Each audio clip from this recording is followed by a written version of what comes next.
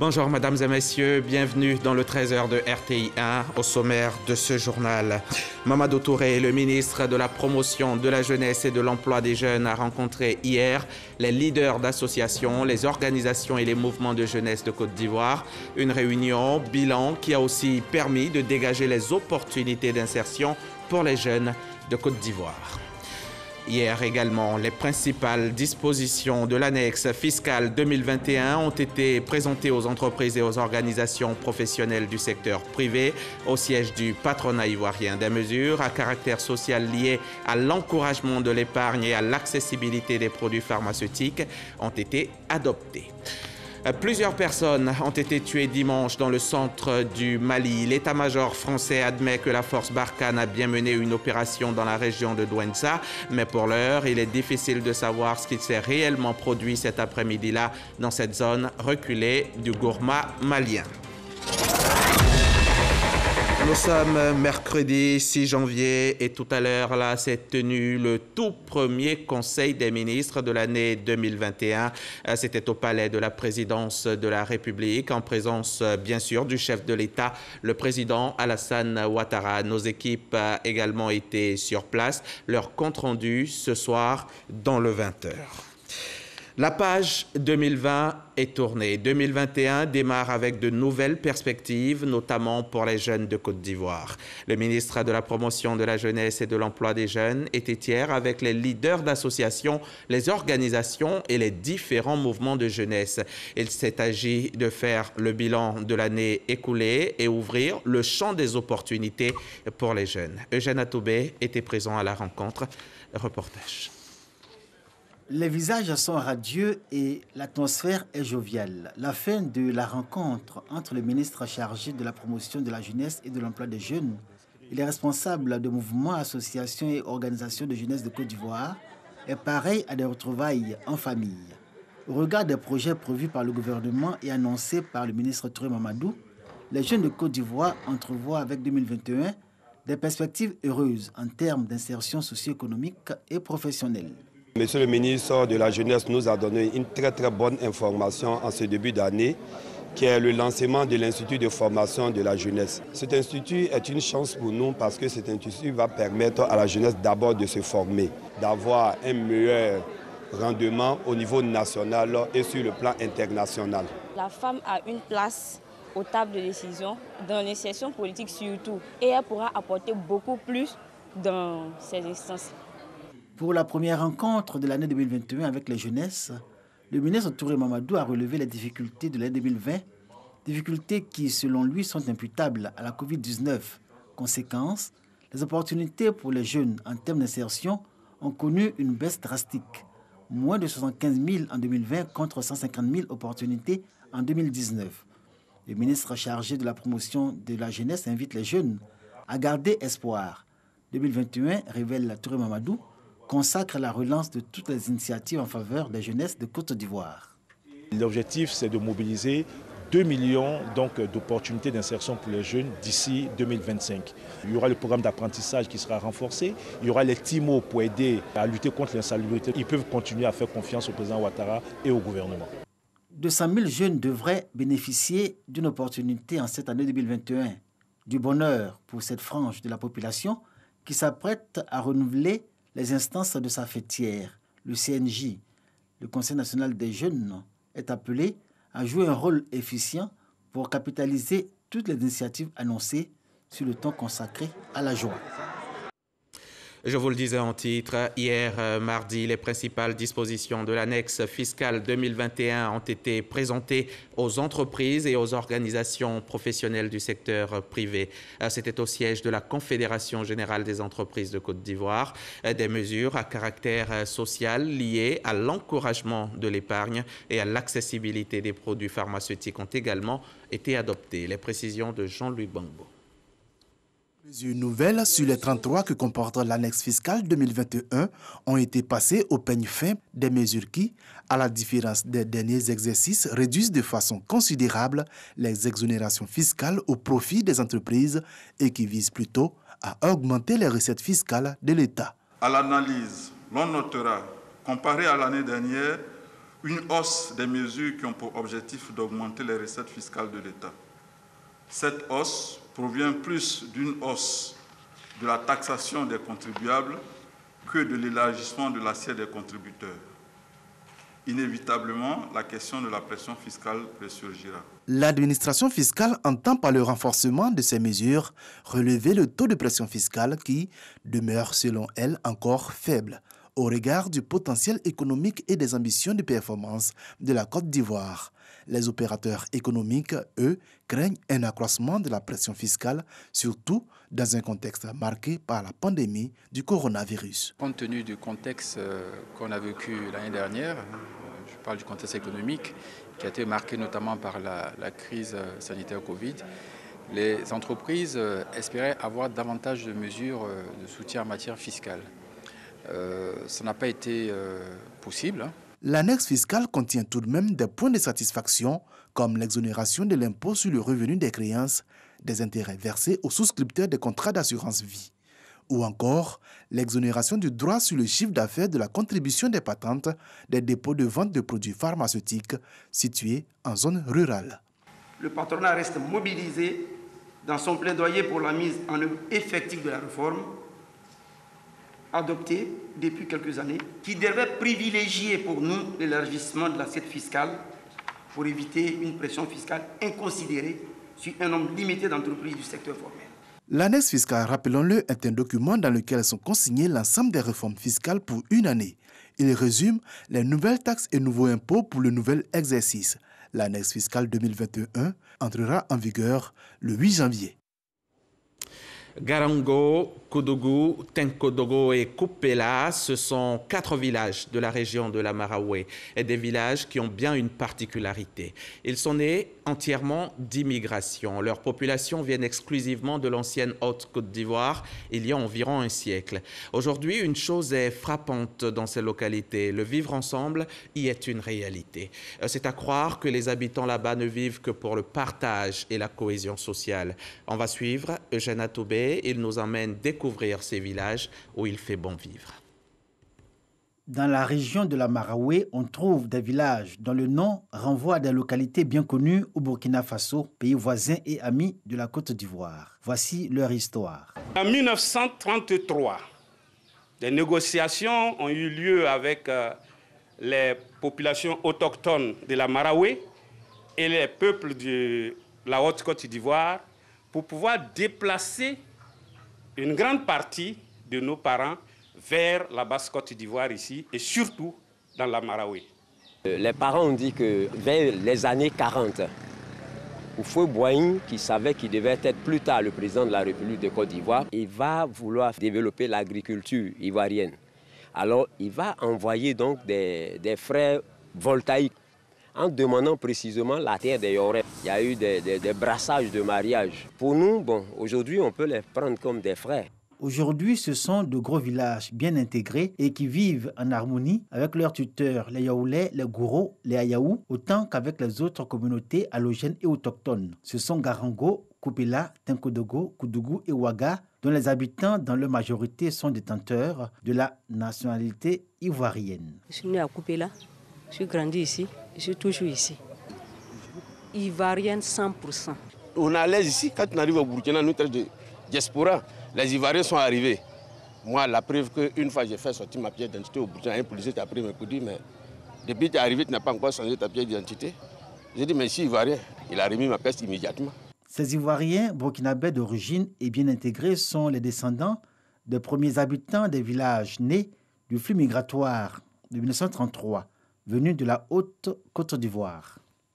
Koudougou, par exemple, localité qui voisine avec les villages Yaoulé, dont Zagouta, Yo et Alécran, est considérée comme faisant partie des villages du sud Yaoulé, et pour cause. Moussi marie les femmes Yaoulé qui ont eu des enfants, même le chef du village a pour moment de provenance de Périta. Ils font des réalisations ici, ils ont construit un beau village, et même un collège en train d'être construit dans ce village de Koudougou. Nous les considérons comme des frères Yaoulé. Difficile pour les fils de ces villages de vivre leur double ou entre deux cultures, celle léguée par leurs parents venus de l'actuel Burkina Faso et celle de la terre qui les a vus naître, la Côte d'Ivoire. Coupé-là du Burkina, là-bas c'est la famille royale. En tant que Zougrana, quand on va là-bas, on a les 1000 problèmes. Il y a une expression en Moré, on dit Paouiou. Ça veut dire que vous êtes resté en brousse. Au fait, ça veut dire en un coup étranger. Entre Boisflé et Daloa, le village de Garango. Ici, l'intégration très réussie s'est muée en vivre ensemble. Les premiers habitants de Garango, du groupe Moussi, parlent les langues locales, le gouro, le malinké et le baoulé, au nom de l'admirable cohabitation des communautés. Et c'est avec emphase que les Yoda, famille détentrice de l'autorité traditionnelle à Garango, rappellent l'origine du peuplement de ce village. La Basse-Côte d'Ivoire, qui nous avons dit, était un sous-peuplé. Donc le colonisateur a jugé bon de faire transférer une partie de ces populations-là. Et Boisflé, la région de la Maraoué, a été choisie pour créer ces villages de la colonisation par l'arrêté 2292 du 11 août 1933. Garango est créé depuis 1933.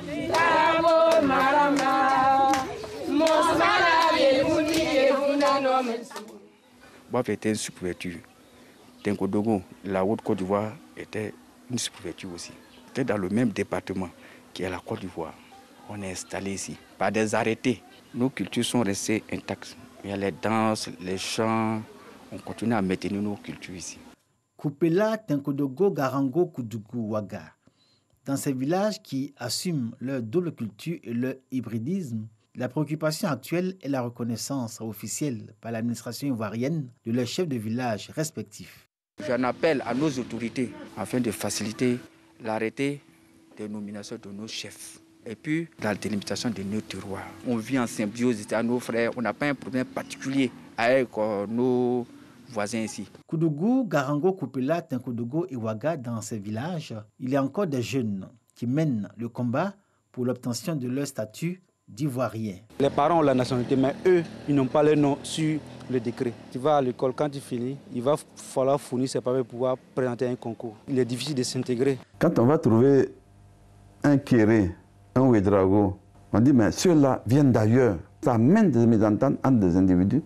Il y a des hommes de migration, mais il y a aussi des hommes qui, à un moment donné, pour des raisons historiques, ont été certainement intégrés à la communauté de Côte d'Ivoire et qui sont devenus ivoiriens. Dans cette quête de la nationalité ivoirienne, ce sont surtout les jeunes nés entre 1999 et 2000 et qui ne connaissent qu'un seul pays, la Côte d'Ivoire, leur terre de naissance, leur terre d'habitation. L'intégration et le vivre ensemble, cas d'école de 4 villages de la région de la Maraoué. C'est un document signé Eugène Atoubé, chef du service société de la rédaction. Au nouveau quartier, à Bondoukou, l'inquiétude des habitants est par contre mise à mal par l'état du quartier. Le chapelet des problèmes auxquels ils sont confrontés est aussi long que le bras. Dans ce quartier, il n'y a quasiment pas de voies d'accès. Elles sont impraticables. La question de l'eau est problématique. L'électricité est denrée rare. À quand la fin de ce calvaire? Le conseil municipal promet que c'est pour bientôt. Le reportage d'Herman Niamien, notre correspondant dans la région. Dans ce quartier de Bondoukou situé derrière le camp militaire, les habitants sont confrontés à d'énormes difficultés. Les voies d'accès au quartier n'étant pas toutes praticables, les chauffeurs de taxi refusent d'y aller. On n'a pas de route, on souffre beaucoup. Quand il fait nuit, nous ne sommes pas en sécurité dans ce quartier. Du marché à la maison, on souffre. Les taximètres disent on ne vient pas. L'accès au quartier n'est pas le seul problème des habitants. L'eau, source de vie, est aussi une denrée rare. Que dire de l'électricité? L'extension du réseau électrique n'étant pas encore effective, les riverains sont obligés de recourir au branchement anarchique avec tous les risques que cela comporte. On a plein d'enfants ici qui circulent. À nos âges, nous savons ce que les fils veulent dire. Mais les enfants, ils voient ça un certain travail du jeu. Le maire de la commune est bien conscient des difficultés que vivent les habitants de ce quartier. Des actions d'envergure sont annoncées pour les sortir de cette précarité. Déjà, les poteaux électriques sont plantés et il ne reste que le raccordement. On vient d'achever quand même le chantier est achevé. L'extension du réseau électrique.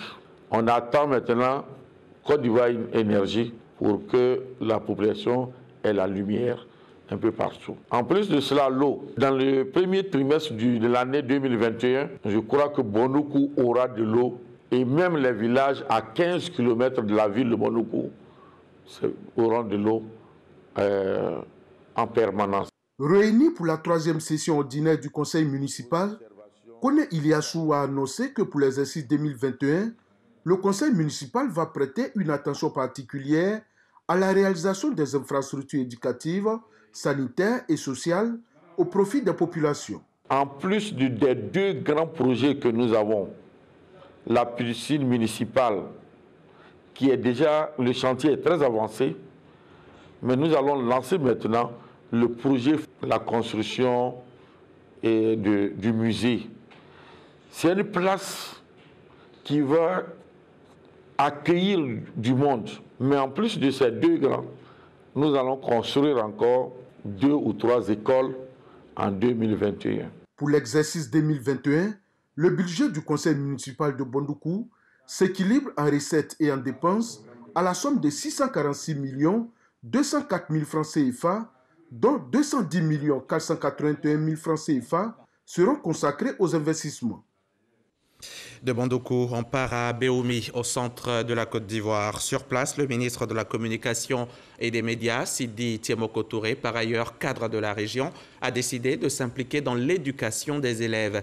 Il vient d'offrir 500 tables bancs au lycée de la ville et à l'inspection de l'enseignement primaire de la localité. Le témoignage de nos confrères de RTI Boaké. Le ministre de la Communication et des Médias au lycée moderne de Béoumi. Sidi Touré est allé offrir 500 tables bancs au lycée et aux IEP de la cité des Codets. Namori Bakayoko, proviseur du lycée moderne de Béoumi, n'est nullement surpris par ce geste du fils du terroir. Cependant, les besoins du lycée sont énormes. Cet établissement scolaire n'a pas de clôture.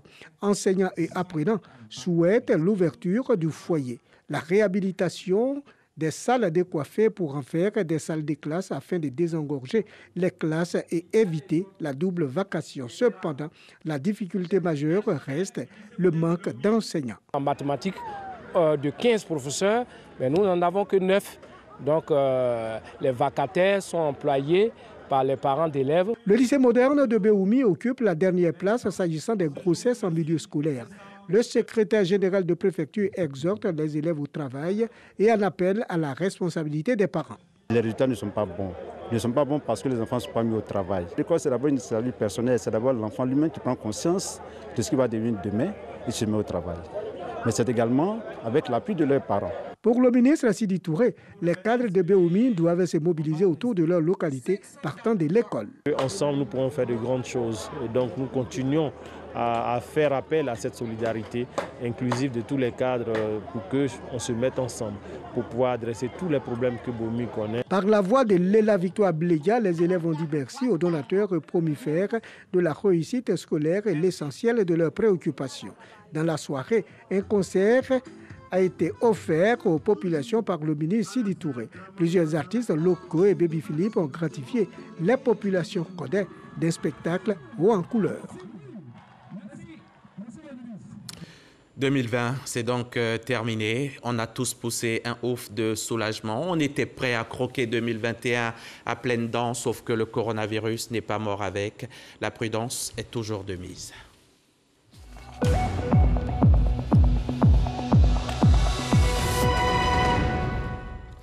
22 855, c'est le nombre de malades de Covid en Côte d'Ivoire. 138, le nombre de victimes décédées depuis la survenue de la pandémie, le 11 mars 2019. Et on continue d'enregistrer des nouveaux cas, malheureusement. Rien qu'hier, 55 nouvelles infections ont été enregistrées et à ce jour, 564 patients se battent encore contre le virus malfaisant. Union de prière pour eux, prompt rétablissement, mais pour les autres, respect des gestes barrières, les mêmes gestes que nous ne cessons de vous répéter depuis environ 10 mois. Go Mogoyere, un projet de prévention et de prise en charge des grossesses non désirées.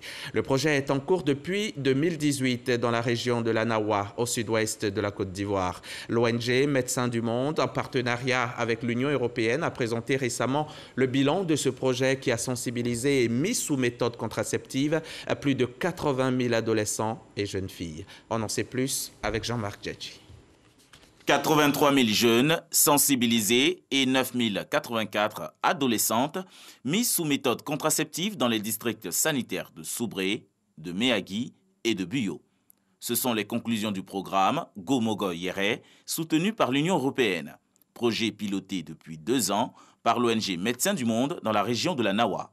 Entre autres résultats du projet, il y a le plaidoyer et la contribution des jeunes ambassadeurs de l'ONG à la réduction des grossesses précoces. Il a fallu à un moment donné aller vers nos camarades, aller vers nos pères et leur parler de la santé sexuelle et reproductive. Leur dire pourquoi est-ce qu'ils doivent se mettre sur une méthode de contraception. Et puis à un moment on a été un peu comme on va dire des guides pour les jeunes. Le projet avec Médecins du Monde a été un succès, même si nous avons rencontré quelques obstacles. Mais globalement, l'activité a été un réel succès.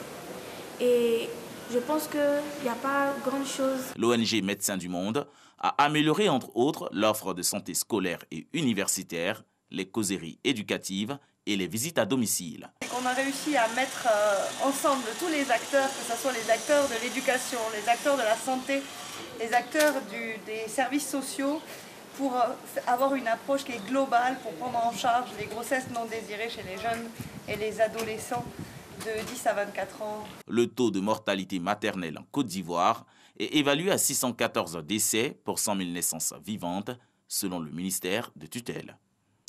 De retour ici à Abidjan, direction la commune de Cocody, où le quotidien Abidjan 24 et l'hebdomadaire Le Télégramme d'Abidjan ont été lancés officiellement samedi dernier. C'était en présence d'Albert Flindé, le ministre de l'Intégration africaine et des Ivoiriens de l'extérieur, et de notre reporter Patricia Omouitia.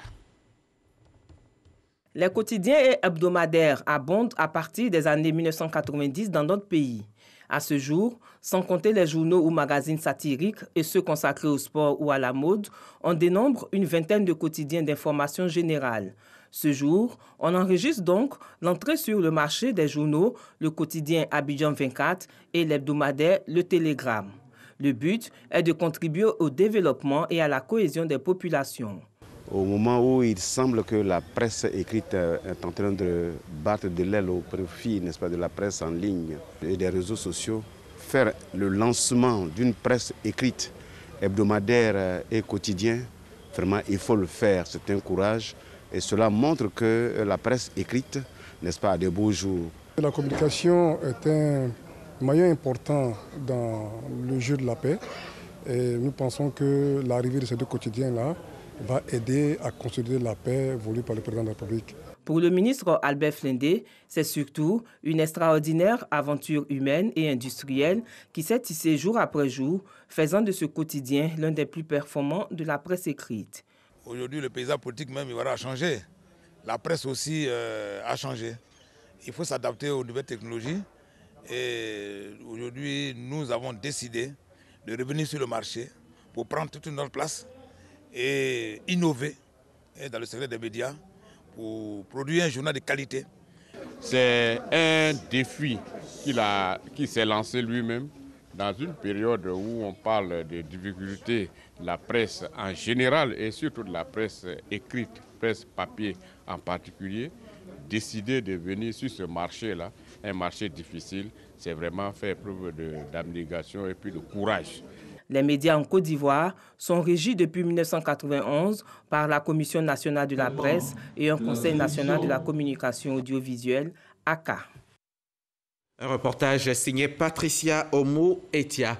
L'ONG Soleil Levant, grande lauréate de la 10e édition de Grand Prix ASCAD. L'organisation non gouvernementale est spécialisée dans les questions de sensibilisation contre la maltraitance des enfants. Elle a remporté la compétition devant une quinzaine d'autres organisations en lice cette année pour ce Grand Prix dont le thème était « Contribution à la protection de l'enfance en danger en Côte d'Ivoire ». Le compte-rendu de Franck Quadio. Alors, le lauréat est L'ONG Soleil Levant est le Grand Prix ASCAD 2020.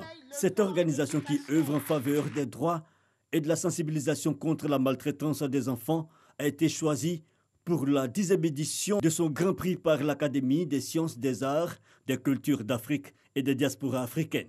Nous avons eu, avec l'appui d'un partenaire, à initier une action très forte, à mener le préfet de région à prendre un arrêté interdisant les règlements à l'amiable quand il s'agit de la violence faite aux enfants. Et cela a vraiment milité puisque nous avons documenté notre approche. Le thème cette année était la contribution à la protection de l'enfance en danger en Côte d'Ivoire. Les enfants ne doivent pas être maltraités ou réduits à des sujets passifs nécessitant une protection particulière parce qu'en danger. Ils doivent eux aussi être en mesure de participer à la construction de la société. Ils étaient une quinzaine d'organisations en lice retenues sur les critères de l'originalité, de l'impact et de la durabilité des travaux. Leur action est saluée dans sa globalité. N'empêche, l'occasion est belle pour les enfants, les concernés, de faire un plaidoyer. Je me suis réveillée avec une grande espérance de voir les choses bouger. Toutes les actions, aussi petites soient-elles, peuvent créer des impacts importants dans la réalisation de cette vision. La marraine est d'ailleurs leur premier interlocuteur auprès du gouvernement. La ministre de la Femme, de la Famille et de l'Enfant n'a pas manqué de relever les avancées depuis 2014 où a été élaborée la politique nationale de protection de l'enfant qui, entre autres, a consacré le renforcement de plusieurs programmes. De la petite enfance à celle de la scolarisation, de nombreux enfants subissent les fâcheuses conséquences de l'irresponsabilité, oui, et de la négligence des parents pour être livrés à eux-mêmes et à toutes sortes de dangers. Les efforts déployés par le gouvernement ne doivent pas occulter la réalité. À la lumière de l'ampleur prise par les dites formes de violence et au vu de leur récurrence, il est admis que l'enfance est en danger. Dès lors, vous êtes fondé, en votre qualité de membre d'une institution hautement scientifique, à retenir comme centre d'intérêt de vos réflexions une thématique qui constitue une exhortation aux chercheurs afin qu'ils puissent contribuer à trouver des solutions viables à ce problème éminemment sociétal. Prévu se tenir le 23 juillet dernier, cette cérémonie d'attribution du Grand Prix ASCAD 2020 a finalement eu lieu le 30 décembre 2020. Les ONG Kavokiva, Cœur d'amour et Dignité et Droits pour les enfants ont obtenu les 2e et 1er prix d'encouragement. On va à la page religion de ce journal. On va prier pour que 2021 soit exactement comme dans nos espérances. Voilà 125 ans que l'Église catholique de Côte d'Ivoire évangélise. Les festivités marquant cet anniversaire ont démarré depuis plusieurs mois déjà et se poursuivent encore. Pendant 2 semaines, du 9 au 24 janvier prochain, le clou de cette célébration se fera dans les différents diocèses partout sur le territoire national. On en sait plus avec Grace Kando.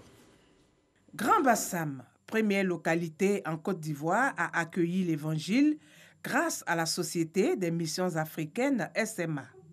125 ans après cette bonne nouvelle du salut, l'Église catholique fait le bilan. Plusieurs acquis, entre autres 1800 prêtres ordonnés, 15 diocèses avec environ 600 paroisses et des centaines de baptisés chaque année. Le Bassam a été chargé de préparer justement le peuple de Dieu à en faire un événement de conversion, un processus qui aboutira à une forte implication de la foi chrétienne catholique à l'œuvre de l'évangélisation. Discerner et s'engager avec le Christ. Cette célébration a traversé 3 années. La première année a été consacrée aux enfants, avec pour thème foi et mission. La seconde année a été consacrée aux jeunes avec discerner et s'engager avec le Christ. La 3e année, qui était l'année de conclusion, a été consacrée aux familles. Plusieurs activités vont meubler cette célébration, notamment un séminaire des leaders charismatiques, une journée de louanges et d'adoration et un concert d'évangélisation. Autour du thème « En marche vers 125 ans d'évangélisation de la Côte d'Ivoire », Grand Bassam apporte de la foi. Les grâces qui en découleront ne concerneront pas seulement l'Église, mais toucheront l'ensemble de la vie de la nation. Cela appelle les membres de notre Église à être présents dans le domaine du développement, de la justice et de la paix, de l'éducation, de la santé, de la communication, etc. Le 24 janvier marque la clôture solennelle de ces festivités. Pour l'occasion, une messe d'action de grâce aura lieu à la paroisse Saint-Esprit de Mokéville à Grand Bassam. Avant de refermer ce journal, on va au Mali où plusieurs personnes ont été tuées dimanche dans le centre du pays. L'armée française affirmant hier avoir frappé des dizaines de djihadistes, tandis que des villageois et une association locale parlaient de civils atteints par un appareil non identifié lors d'un mariage. L'état-major français admet que la force Barkhane a bien mené une opération dans la région de Douentza, non loin du village de Bounti, mais pour l'heure, il est difficile de savoir ce qui s'est réellement produit cet après-midi-là dans cette zone reculée du Gourma malien. Voilà pour l'essentiel de l'actualité. Merci d'avoir suivi cette édition. Demain encore, je serai chez vous pour le 13h. En attendant, il faut à tout prix se protéger contre le coronavirus. À demain.